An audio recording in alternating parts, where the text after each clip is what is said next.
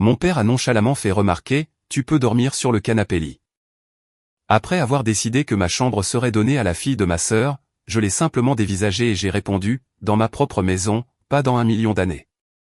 Pendant quelques instants, le seul son dans ma salle à manger fut le doux crépitement du feu dans la cheminée et le tintement de la fourchette de ma mère. J'ai regardé ma sœur, Karine, totalement convaincue d'avoir mal entendu. Quelle chambre, ai-je demandé, en essayant de garder une voix égale. Karine, toujours impatiente, m'a jeté un regard. Elle portait le pull crème que je lui avais acheté pour Noël dernier. Celui dont elle s'était plainte qu'il n'était pas tout à fait de la bonne nuance d'ivoire. À côté d'elle, ma nièce de 9 ans, Lise, séparait méticuleusement les petits pois de sa purée de pommes de terre. « Ta chambre d'amis », a déclaré Karine, comme si c'était la chose la plus évidente au monde. Celle à l'étage avec le siège de fenêtre. Lise l'adore. Elle a besoin d'un endroit stable pour dormir pendant que je règle tout. Ma main s'est resserrée autour de mon verre de vin. La chambre dont elle parlait n'avait pas été une chambre d'amis depuis longtemps. Pendant près de 2 ans, c'était une pièce négligée, pleine de cartons, avec un plancher déformé, du plâtre fissuré, un vieux radiateur qui gémissait comme s'il était hanté. Mais à peine 3 mois plus tôt, après des années à me dire que je ne pouvais pas être aussi indulgente avec moi-même, je l'avais enfin rénovée. J'ai dépensé 19 000 €. 19 000 €. Nouveau parquet, étagère sur mesure, un coin lecture intégré sous la baie vitrée, des murs vert sauge doux, des rideaux en lin, un vrai matelas, un éclairage chaleureux. Un petit bureau où je consultais parfois les dossiers des patients quand je ne voulais pas être dans mon bureau du rez-de-chaussée. C'était mon sanctuaire. Après des gardes épuisantes de 12 heures à la clinique vétérinaire, après des chirurgies d'urgence, des animaux effrayés et des propriétaires pleurant sur mon épaule, cette chambre était devenue l'endroit le plus calme et le plus paisible de toute ma vie. Et Karine savait tout cela. Elle m'avait regardé choisir des échantillons de peinture. Elle m'avait envoyé des liens vers des lampes. Elle avait même plaisanté en disant que c'était plus beau que la plupart des chambres d'hôtel qu'elle pouvait se permettre. Maintenant, elle la réclamait pour sa fille, comme si ma maison était une sorte d'Airbnb gratuit qu'elle avait réservé sans me le dire. J'ai jeté un coup d'œil à Lise. Elle avait arrêté de jouer avec ses petits pois. Ses épaules étaient tendues, ses yeux fixés vers le bas. Rien de tout cela n'était de sa faute. « De quoi parles-tu exactement » ai-je réussi à demander, essayant de garder ma voix calme, mais mes entrailles étaient en désordre. Karine a soupiré de façon dramatique. « Mon bail se termine. Je te l'ai dit. Tu m'as dit que ton propriétaire augmentait le loyer, ce qui signifiait que tu ne pouvais pas justifier de le renouveler, ai-je rétorqué, ma voix toujours dangereusement calme. Ce n'est pas la même chose que de me dire que tu emménages chez moi. Papa a posé sa fourchette avec un bruit sec. Angélique, a-t-il dit en utilisant ce ton qu'il avait perfectionné quand j'étais enfant. Lent, lourd, dégoulinant de déception. Ta sœur traverse une transition difficile. Karine s'est adossée à sa chaise, croisant les bras. Je ne demande pas grand-chose. Tu n'as rien demandé, ai-je répliqué. Tu as annoncé que ma chambre appartenait à ta fille. Maman m'a lancé un regard suppliant de l'autre bout de la table. Ne rendons pas Noël désagréable. J'ai failli rire. La salle à manger sentait la dinde rôtie, les bougies à la cannelle et la guirlande de pain coûteuse que maman avait insisté pour que j'achète parce que mes anciennes décorations étaient un peu tristes. J'avais travaillé jusqu'à près de minuit la veille après une chirurgie d'urgence. Puis je m'étais réveillé à 6 heures du matin pour commencer à cuisiner pour tout le monde. Karine était arrivée avec 40 minutes de retard avec Lise et une boîte vide parce qu'elle voulait des restes. Papa avait apporté du vin qu'il savait que je ne buvais pas. Maman avait critiqué ma nappe avant même d'enlever son manteau. Et d'une manière ou d'une autre, 5 minutes après le début du dîner, c'était moi qui menaçais de rendre Noël désagréable. Combien de temps comptes-tu rester, ai-je demandé, la crainte s'installant. Karine a haussé les épaules. Je ne sais pas. Quelques mois, peut-être plus. Le marché immobilier est ridicule. Et où dormiras-tu, ai-je demandé. Une nouvelle vague d'incrédulité m'envahit. Karine a regardé papa. Papa s'est raclé la gorge. Eh bien, a-t-il dit, évidemment, Lise a besoin de la chambre rénovée. Elle a besoin de stabilité. Karine peut prendre ta chambre temporairement. J'ai cligné des yeux. Ma chambre ? Tu as un canapé parfaitement bon en bas, a continué papa, imperturbable. Il est convertible, n'est-ce pas? Pendant un étrange moment suspendu, je pouvais entendre chaque son dans la pièce avec une clarté anormale, le tic-tac de l'horloge sur le mur, le vent frôlant les fenêtres, le faible bourdonnement du réfrigérateur dans la cuisine, la petite inspiration de Lise. J'ai regardé autour de la table les 3 adultes qui attendaient que j'accepte que la solution logique au problème financier de ma sœur était que je cède toute ma maison, pièce par pièce, jusqu'à ce que je dorme sur un canapé-lit dans mon propre salon. L'expression de papa était ferme. Celle de maman était anxieuse mais pleine d'espoir. Celle de Karine était presque ennuyée. Il croyait vraiment que je dirais oui. C'était le pire. Pas le sentiment de droit. Pas même la supposition, mais la certitude absolue. Ils avaient passé des années à m'entraîner à être raisonnable, généreuse et accommodante. Ils avaient appris que je me plaindrais tranquillement, que je perdrais le sommeil en privé et que je finirais par faire tout ce qui faciliterait la vie de tout le monde. Ils n'avaient pas réalisé que quelque chose en moi s'était finalement tu. J'ai levé mon verre de vin, j'ai pris une petite gorgée et j'ai hoché la tête. D'accord, ai-je dit. Les épaules de Karine se sont immédiatement détendues. Merci, a murmuré maman, clairement soulagée. Papa a repris sa fourchette comme si l'affaire avait été réglée de manière appropriée.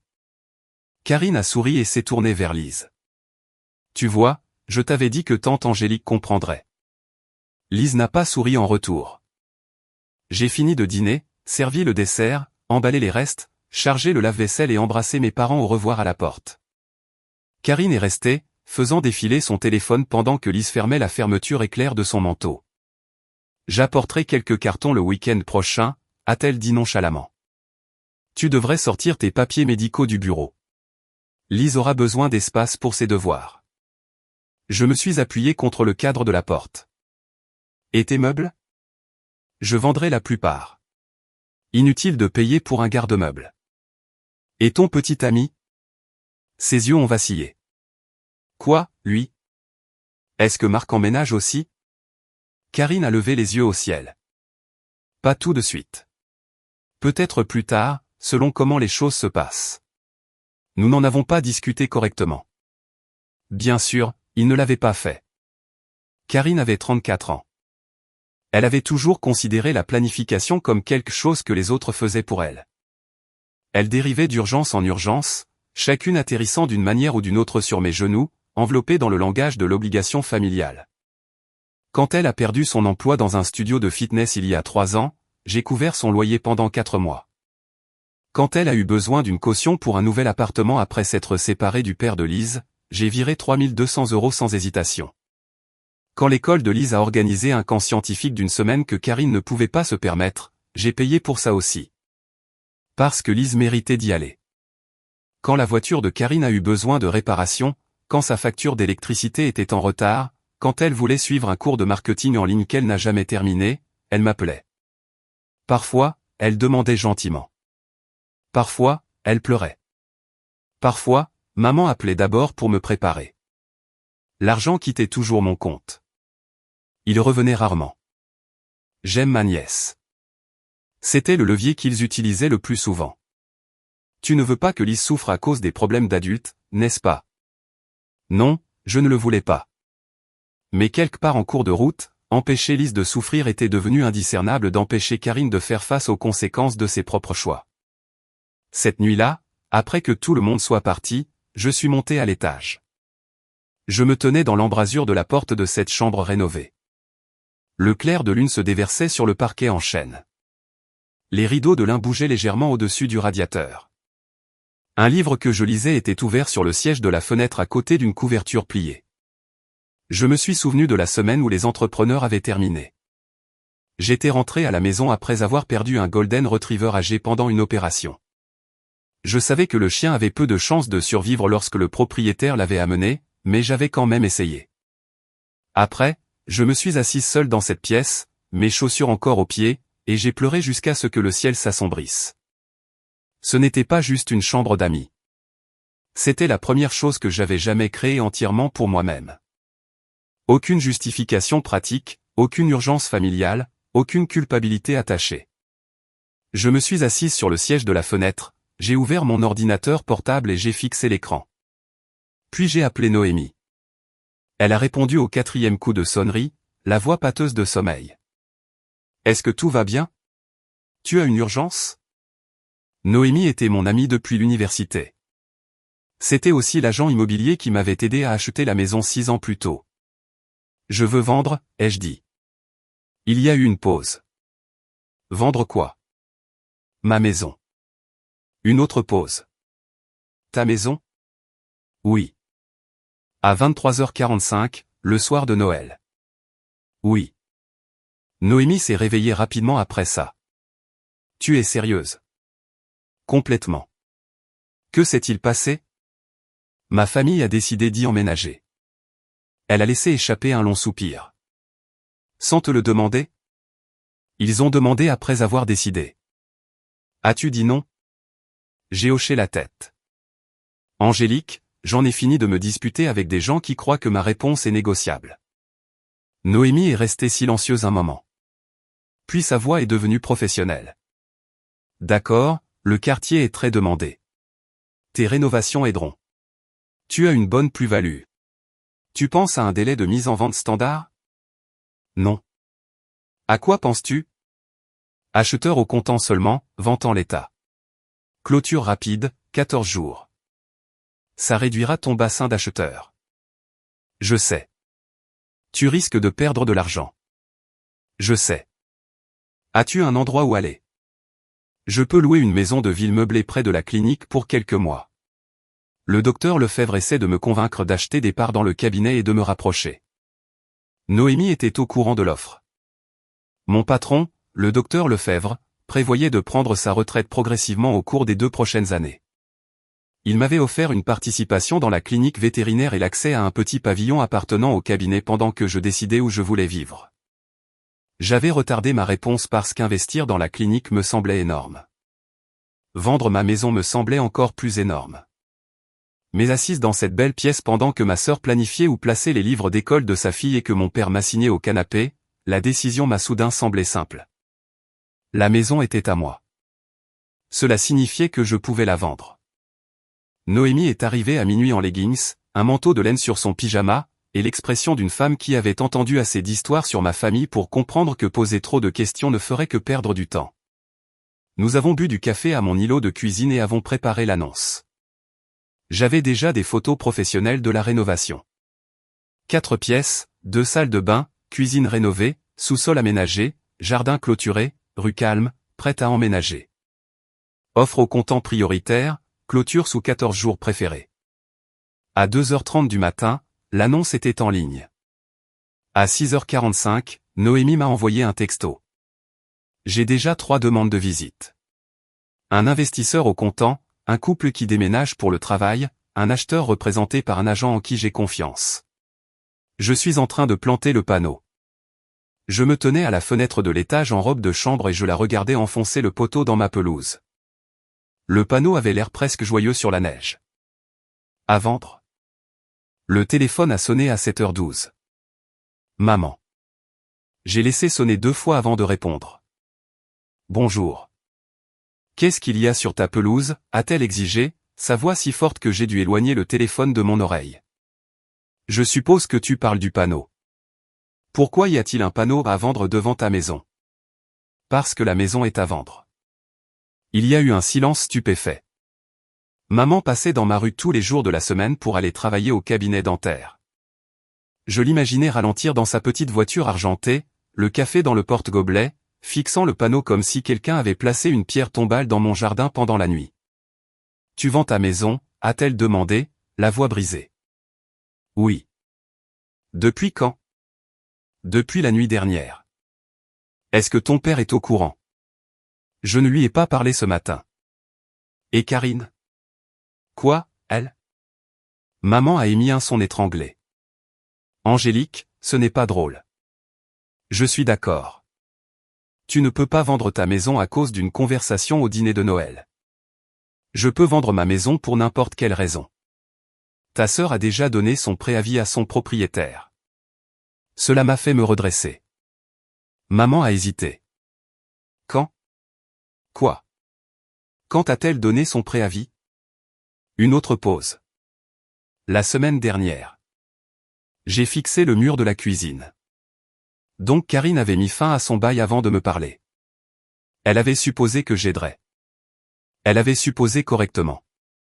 Je l'aide à comprendre le danger de faire des plans avec une propriété qui ne lui appartient pas. La voix de maman s'est aiguisée.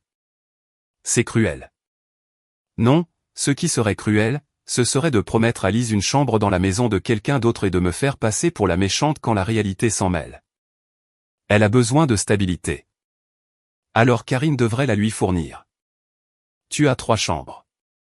J'ai aussi une maison. Apparemment, cela a créé de la confusion, alors je simplifie la situation. Maman m'a raccroché au nez.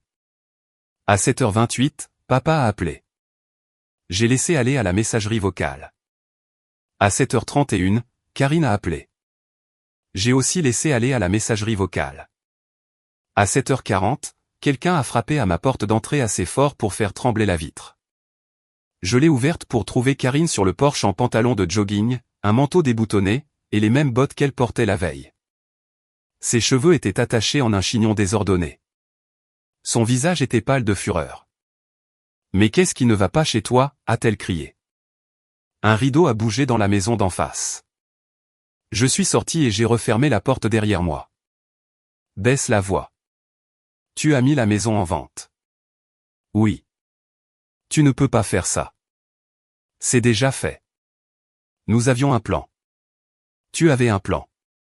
J'ai dit d'accord parce que j'en avais marre d'expliquer la notion de propriété à 3 adultes pendant le dîner de Noël. Elle m'a dévisagé. Tu vends toute ta maison juste pour me contrarier. Non, je vends ma maison parce que j'ai réalisé que le fait de la posséder vous faisait croire que vous aviez le droit de l'occuper.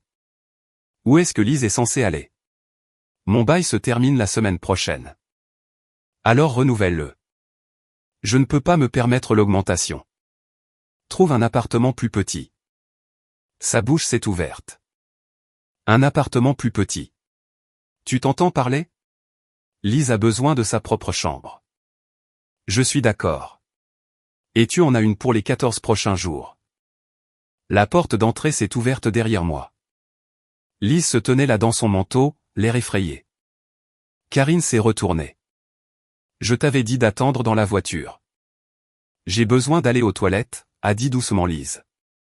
Je me suis écarté immédiatement. Bien sûr. Rentre, ma chérie. Quand la porte s'est refermée, j'ai regardé ma sœur. Ne l'implique pas dans ça. Les yeux de Karine ont lancé des éclairs. Elle est déjà impliquée. Tu la mets à la rue. Non. Tu as renoncé à ton bail sans permission pour emménager dans ma maison. Tu as pris cette décision. Tu choisirais vraiment l'argent plutôt que ta nièce. La voilà. La lame familière, polie par des années d'utilisation. J'ai croisé les bras contre le froid. J'ai payé ton loyer. J'ai payé ta caution. J'ai couvert les frais de camp de Lise, ses fournitures scolaires, ses soins dentaires et ses fêtes d'anniversaire. Je t'ai viré de l'argent tellement de fois que mon application bancaire suggère automatiquement ton nom quand je l'ouvre.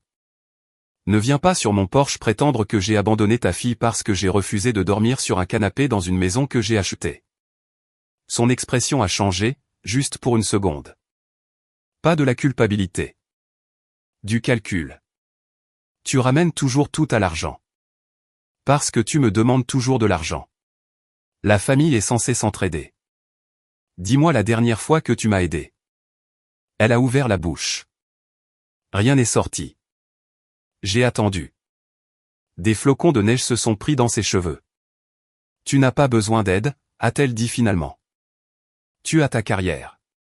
Tu as des économies. Tu as cette vie parfaite. J'ai failli rire. Ma vie n'est pas apparue par magie, Karine. Je l'ai construite en nettoyant des cages à l'université. J'ai étudié en travaillant de nuit. J'ai remboursé mes prêts étudiants pendant que tu changeais de travail tous les 6 mois parce que tes managers étaient soi-disant jaloux de toi. J'ai gagné chaque recoin paisible de cette maison. Tu te crois meilleur que moi? Non. Je pense que je suis responsable de moi. Lise est revenue dehors 1 minute plus tard. Ses joues étaient roses à cause du froid. Elle évitait de nous regarder. Je me suis accroupi pour bien remonter la fermeture éclair de son manteau. « Ça va ?» ai-je demandé. Elle a hoché la tête, mais ses yeux brillaient. « Maman a dit que j'allais avoir ta jolie chambre. » J'ai dégluti. « Je sais. Est-ce que j'ai fait quelque chose de mal ?» La question m'a frappé plus fort que tout ce que Karine avait dit. « Non », lui ai-je dit, la voix douce. « Absolument pas. Tu n'as rien fait de mal. Les adultes ont fait une erreur. Ce n'est pas ton travail de la réparer. » Derrière elle, Karine a détourné le regard.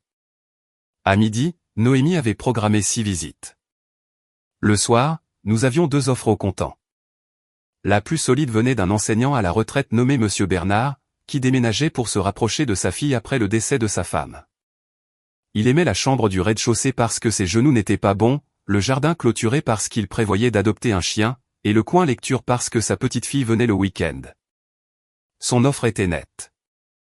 Pas de conditions de financement, pas de demande de réparation, clôture en 14 jours. Je l'ai accepté. Le lendemain matin, papa est arrivé à ma clinique. J'étais dans la salle de soins en train d'examiner un chat tigré orange nommé Citrouille qui avait décidé d'attaquer un ruban de Noël et avait perdu la bataille. Mon assistante, Rose, s'est penchée à l'embrasure de la porte. « Angélique » a-t-elle dit doucement. « Il y a un homme à la réception qui te demande. Il dit que c'est ton père. » J'ai fermé les yeux une seconde. « Dis-lui que je suis avec un patient. Il dit qu'il attendra. » Papa a attendu 45 minutes.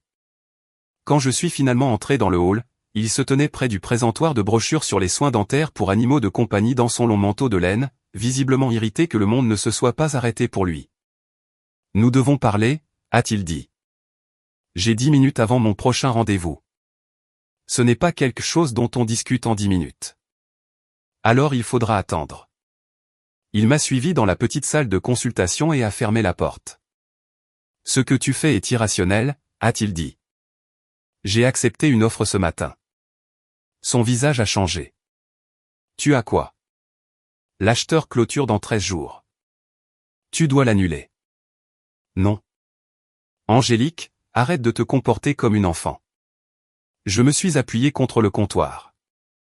Je ne suis pas celle qui donne la chambre de quelqu'un d'autre. Sa mâchoire s'est crispée. Ta sœur est en difficulté. Elle est en difficulté depuis une décennie. C'est une mère célibataire. Elle reçoit une pension alimentaire depuis 9 ans. Elle travaille. Elle a des options. Ce qu'elle n'a pas, c'est le droit de prendre ma maison. Personne ne prend ta maison. Tu m'as dit de dormir sur le canapé temporairement pour que Karine puisse avoir ma chambre et Lise la chambre que j'ai rénovée pendant quelques mois, et Marc, papa a froncé les sourcils. Quoi, Marc? Karine a dit qu'il pourrait emménager plus tard. Pour la première fois, papa a semblé surpris. Elle n'a pas mentionné ça. Bien sûr que non. Il a regardé vers la porte puis de nouveau vers moi. Tu dramatises tout ça. Non, papa. Je mets fin au schéma. Quel schéma? Celui où Karine prend une décision imprudente. Maman panique. Tu me traites d'égoïste et je paie pour résoudre le problème. Son expression s'est durcie. Nous sommes ta famille. Je sais que tu gagnes bien ta vie. Je sais que tu vis seul dans une maison avec 3 chambres. Je sais. Alors explique-moi pourquoi aider ta sœur est un sacrifice si insupportable. Je l'ai fixé. Parce que ce n'est jamais un sacrifice pour la personne qui demande. Il a ouvert la bouche, mais j'ai continué.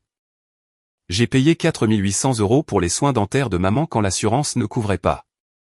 J'ai payé pour la réparation de ta transmission. J'ai donné 3 200 € à Karine pour sa caution. J'ai couvert 4 mois de loyer après qu'elle ait perdu son emploi. J'ai payé les frais de camp de Lise 2 fois. J'ai payé le cours de marketing de Karine. Je t'ai prêté de l'argent pour les impôts fonciers il y a 3 ans et je ne l'ai jamais redemandé. Papa s'est agité, mal à l'aise. J'ai aidé cette famille pendant des années, avec plaisir la plupart du temps.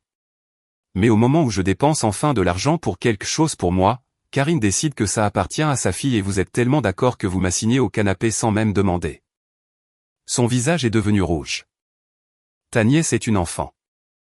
Oui. C'est pourquoi elle mérite une mère qui planifie de manière responsable et des grands-parents qui arrêtent de lui apprendre que la stabilité signifie prendre la maison de quelqu'un d'autre. Papa est parti sans dire au revoir. Ce week-end-là, les choses ont dégénéré. Karine a publié un message vague sur les réseaux sociaux sur la façon dont certaines personnes accordent plus de valeur à la propriété qu'à la famille et sur la difficulté d'expliquer la cruauté des adultes à un enfant innocent. Plusieurs parents m'ont appelé. Tante Martine a dit que je faisais des histoires. Ma cousine Hélène a suggéré que je retarde la vente jusqu'à ce que Karine trouve un endroit. Maman m'a envoyé des annonces d'appartements de 3 pièces comme si j'étais l'assistante personnelle de Karine. Puis, le dimanche matin, alors que j'emballais de la vaisselle dans des cartons, j'ai entendu un véhicule faire marche arrière dans mon allée. J'ai regardé par la fenêtre. Karine était arrivée avec une camionnette de location. Marc était avec elle. Maman et papa aussi. Pendant un instant, je suis resté là, tenant une pile d'assiettes enveloppées dans du papier journal, incapable de croire ce que je voyais. Marc a ouvert l'arrière de la camionnette. À l'intérieur se trouvaient des cartons, un matelas, la chaise de bureau rose de Lise, 2 grandes valises. Je suis sorti sans mettre de manteau. Qu'est-ce que vous faites? Karine a claqué la portière passager. Je déménage mes affaires avant que tu ne fasses quelque chose d'encore plus irresponsable. La maison est sous contrat. Alors annule-le. Non. Marc s'est frotté les mains contre le froid. Écoute, Angélique, tout le monde est à fleur de peau. Peut-être qu'on peut parler à l'intérieur. Vous n'entrez pas dans ma maison. Ses sourcils se sont haussés. Sérieusement? Papa s'est avancé. Assez. Ça a été trop loin. Je suis d'accord. Maman avait l'air épuisée. Angélique, s'il te plaît. Karine n'a nulle part où aller. Elle a un appartement jusqu'à la fin du mois.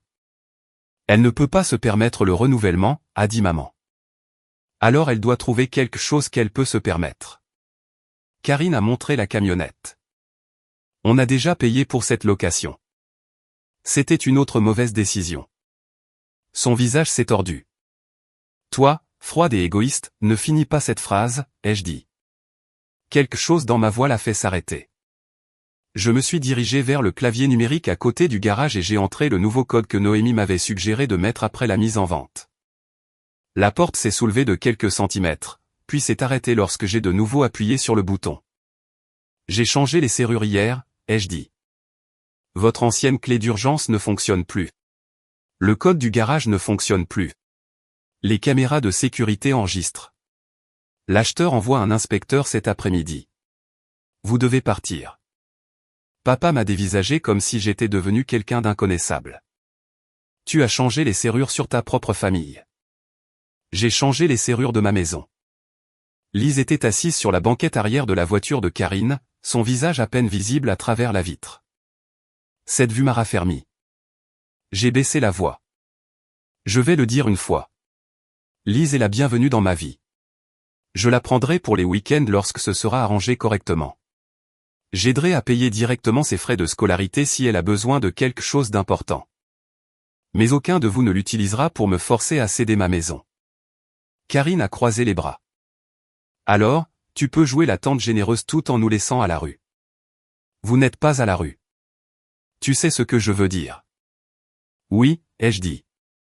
Finalement, je comprends. Marc avait l'air de plus en plus mal à l'aise. Karine m'a dit que l'arrangement était déjà convenu. Ce n'était pas le cas. Il s'est tourné vers elle. Tu as dit que ta sœur avait proposé.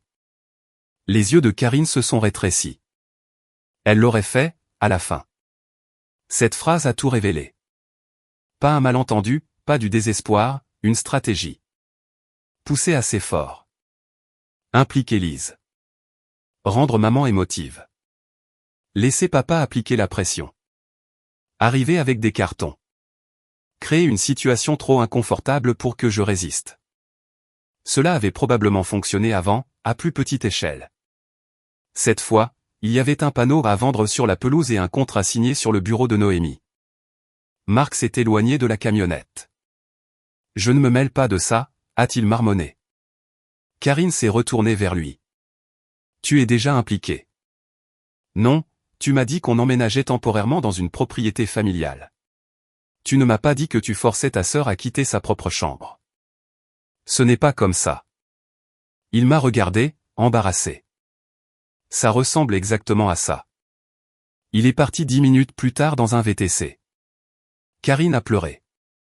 Maman m'a blâmé. Papa a dit que j'avais humilié tout le monde. Je suis resté dans l'allée en chaussettes, frigorifié, et je les ai regardés ne rien décharger. La camionnette est repartie pleine. 13 jours après Noël, j'ai signé les documents de clôture. Monsieur Bernard m'a serré la main avec les deux siennes. J'espère que vous savez à quel point j'apprécie cela, a-t-il dit. Ma petite fille a déjà revendiqué ce siège de fenêtre à l'étage. J'ai souri. C'est un bon endroit pour lire. Je pense aussi à prendre un chien, a-t-il dit. Quelque chose de plus âgé, calme, peut-être un animal de refuge. Cela m'a fait sourire pour de vrai. Appelez la clinique quand vous serez prêt. Je connais plusieurs chiens qui méritent un foyer tranquille. Fin janvier, j'avais emménagé dans le pavillon près du cabinet vétérinaire. C'était plus petit que ma maison. 2 chambres, une cuisine étroite, un minuscule jardin clôturé avec un pommier tordu et un banc en bois en dessous. La première nuit, je me suis assise sur le sol du salon, entouré de cartons à moitié ouverts, mangeant des nouilles dans une barquette à emporter parce que je n'avais pas encore déballé les assiettes. Cela aurait dû ressembler à une perte. Au lieu de cela, j'ai mieux dormi que je ne l'avais fait depuis des années. Le docteur Lefebvre et moi avons finalisé l'accord de partenariat en mars. Pour la première fois de ma carrière, je ne travaillais pas simplement des heures interminables pour un salaire. J'aidais à façonner l'avenir de la clinique. J'ai embauché un autre technicien, élargi nos horaires de soins d'urgence et créé un petit fonds pour les propriétaires qui ne pouvaient pas se permettre un traitement urgent pour leurs animaux. J'ai aussi adopté un chien. Elle s'appelait Belle, un beagle croisé senior avec des yeux troubles, de l'arthrite et une haine déraisonnable des camions de livraison. Elle dormait sous le pommier quand il faisait chaud et me suivait de pièce en pièce comme pour s'assurer que je ne disparaissais pas. Karine a trouvé un appartement de 3 pièces à 20 minutes de l'école de Lise. Il était plus petit que l'endroit qu'elle avait quitté, mais il était propre et sûr. Elle a pris des gardes supplémentaires au travail. Marc n'a pas emménagé. D'après ce que maman m'a finalement dit, cette relation s'est terminée peu de temps après l'incident de la camionnette. Apparemment, Marc avait eu l'impression que Karine avait un plan de logement à long terme. Découvrir que son plan impliquait de me chasser de ma propre chambre l'a fait reconsidérer plusieurs choses. Le premier mois, Karine ne m'a pas parlé. Puis Lise a appelé depuis sa tablette. « Je peux venir voir Belle ?» a-t-elle demandé. Bien sûr. Elle a passé le samedi suivant au pavillon. Nous avons fait des biscuits. Nous avons promené Belle lentement autour du pâté de maison. Nous nous sommes assis sous le pommier tordu en buvant du chocolat chaud pendant que Lise me racontait l'école. Avant que Karine ne vienne la chercher, Lise a hésité près de la porte d'entrée. Maman dit, a-t-elle commencé, que tu as vendu la maison à cause de nous. Je me suis agenouillé pour que nous soyons à hauteur des yeux. J'ai vendu la maison parce que j'avais besoin d'un changement. Parce que je voulais la chambre verte. Non, ai-je dit doucement. Vouloir quelque chose n'est pas mal, mais les adultes doivent demander avant de faire des plans avec des choses qui appartiennent à d'autres personnes. Elle y a réfléchi. Maman aurait dû demander. Oui. Et papy n'aurait pas dû dire que tu pouvais dormir sur le canapé. J'ai souri malgré moi. Non, il n'aurait pas dû dire ça. Lise m'a serré dans ses bras. De toute façon, je préfère ton pavillon. Il y a Belle. Après son départ, je suis resté longtemps dans l'embrasure de la porte, regardant la voiture de Karine disparaître au bout de la rue. Maman s'est finalement excusée. Pas parfaitement, pas d'un coup. Elle est venue au pavillon un dimanche avec un gâteau au citron et a parcouru les pièces en silence, remarquant qu'il n'y avait pas de canapé attendant d'avaler ma vie. Pas de bagages familiaux empilés dans les coins. Aucune preuve que je m'étais ruiné en refusant d'être utile. Je pensais que tu changerais d'avis, a-t-elle admis. Je sais. Je pensais que tu te calmerais et que tu réaliserais que vendre la maison était extrême. C'était extrême, ai-je reconnu. Et elle a semblé surprise. Mais c'était aussi nécessaire, parce qu'aucun de vous ne me croyait quand je disais que la maison était à moi. La seule limite que vous avez comprise était une date de clôture. Maman a baissé les yeux sur ses mains. Nous n'aurions pas dû te mettre dans cette position. Non. Je m'inquiète pour Karine. Moi aussi. Mais s'inquiéter pour elle n'est pas la même chose que de la sauver de toutes les conséquences. Maman a hoché lentement la tête. Papa a mis plus de temps. Il ne s'est pas excusé directement. Ce n'était pas son style. Mais plusieurs mois plus tard, pour mon anniversaire, il m'a envoyé un message. Je suis passé devant l'ancienne maison aujourd'hui. Il y avait un chien dans le jardin. Le nouveau propriétaire semble bien s'occuper de l'endroit. Je comprends pourquoi tu l'as fait, même si je ne le comprenais pas à l'époque. J'ai lu le message 2 fois. Puis j'ai répondu, merci. Ce n'était pas un pardon pour tout. Ce n'était pas une réconciliation spectaculaire. C'était un début. Quant à Karine, notre relation a changé de façon permanente. Elle a arrêté de me demander de l'argent. La première fois que Lise a eu besoin de nouvelles lunettes, Karine a mentionné le coût lors d'un appel téléphonique, puis a rapidement ajouté, « Je ne demande pas. J'ai déjà budgété pour ça. » C'était une petite phrase, mais elle m'a dit qu'elle comprenait. Peut-être pas tout. Peut-être pas complètement, mais assez. Parfois, je pense à la chambre que j'ai rénovée. J'imagine les murs vert sauge et les rideaux en lin. J'imagine la petite fille de Monsieur Bernard blottie sur le siège de la fenêtre avec un livre pendant qu'un vieux chien de refuge dort sur le sol à proximité. Je ne regrette pas d'avoir dépensé 19 000 € pour cette chambre. Et je ne regrette pas non plus de l'avoir laissée derrière moi. La rénovation m'a appris quelque chose que j'aurais dû apprendre des années plus tôt. La paix coûte cher. Pas seulement parce que le parquet et les étagères sur mesure coûtent de l'argent. La paix coûte cher parce qu'une fois que les gens s'habituent à bénéficier de votre silence, vous protéger leur semblera toujours cruel. Pendant des années, j'ai pensé qu'être la fille fiable signifiait résoudre toutes les urgences. J'ai pensé qu'être une bonne sœur signifiait donner jusqu'à ce qu'il ne reste plus rien qui me soit entièrement propre. J'ai pensé qu'aimer ma nièce signifiait permettre à sa mère d'utiliser mon affection comme levier. J'avais tort. La stabilité, ce n'est pas prendre la chambre de quelqu'un d'autre. La famille n'est pas une autorisation d'ignorer les limites, et la générosité ne se mesure pas à la discrétion avec laquelle vous laissez les gens vous effacer. Ce Noël-là, ma famille m'a dit que je pouvais dormir sur le canapé dans ma propre maison. Au lever du soleil, la maison était à vendre. 14 jours plus tard, je remettais les clés. Pour la première fois de ma vie, j'ai gardé quelque chose de bien plus précieux, le droit de décider de ma place.